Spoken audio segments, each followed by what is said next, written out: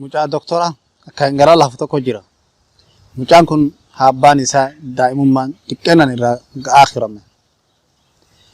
Mucaa kan haati isaa akka malee taa'abdee barsiiftee guddifte. Mucaa kan haati isaa maal dalaguu turte? Mana mara deemtee uffata namaa dhiquu turte.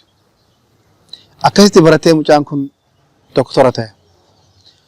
Doktora ta'e osoo hojjechaa jiru intala iddoo hospitaala keessa waliin dalagan takka laallate. Mucaan kun fuudhuudhaaf gaaffii dhiyeesseef intala isaa yaa'etteen. Akkana guyyaa tokko haadha isaa fidee mana hospitaalaa fideetiin intala jaalatan wal barsiisuudhaaf walitti fide. Intalli yeroo haadha isaa garte akka malee fuulli dukkanaa'e ni jijjiiramte. Intalli dhiifama irraa ta'e haja jajjabduu wayitiif hin deemaa jettee kaatee biraa kutte.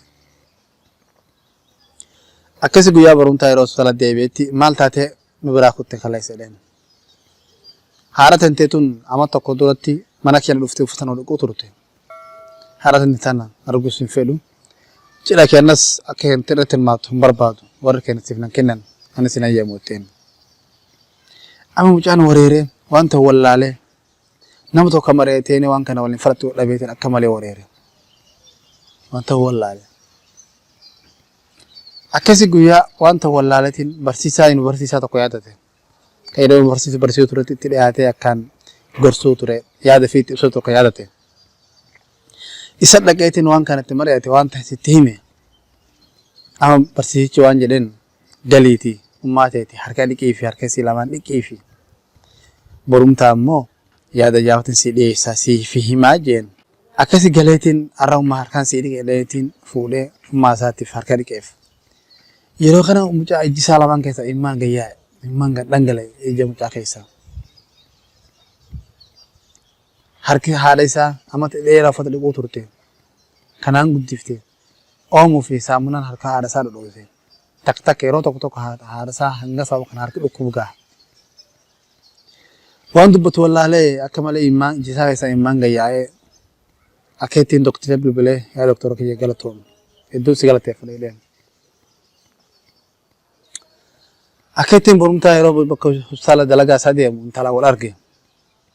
Wayin siif himuun deeman jeen an addunyaa tanarraa wanni ittiin naa qaale wanni ittiin naa boodaa haadha tiyya jeen. Ammoo haadha tiyya xiqqollee mashkuulan godhu xiqqollee rakkisuu barbaadu xiqqishoollee akkasiin naa dhiphatu barbaadu.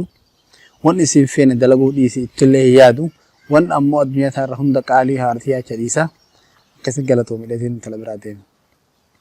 Mucaan kun ji'a tokko booda waan ajaa'ibaa dhagaye. Ji'a tokko booda intala akka setteen warra siitii fi ollaa siitii fi obbolee isaa hundi isaa mucaa kana manumatti dhufan. Akkasii akka malee haadha isaa jedhan yaa haadha ta'e takittee akka kumaa ka abbaa malee si guddifte ka mana deemtee uffata lamaa dhiqxee barsiiftee hanga ittiin galma kana geettu sababa sii taate yaa haadha gameetti jedhanii haadha isaa akka malee faarsan. Akka ittiin akka intala tanas itti fuudhuu deeman itti himan. Akka ittiin mucaan sun milkaa'e. وقضى ربك ألا تعبدوا إلا إياه وبالوالدين إحسانا إما يبلغن عندك الكبر أحدهما أو كلاهما فلا تقل لهما أف ولا تنهرهما وقل لهما قولا كريما واخفض لهما جناح الذل من الرحمة وقل رب ارحمهما كما ربياني صغيرا.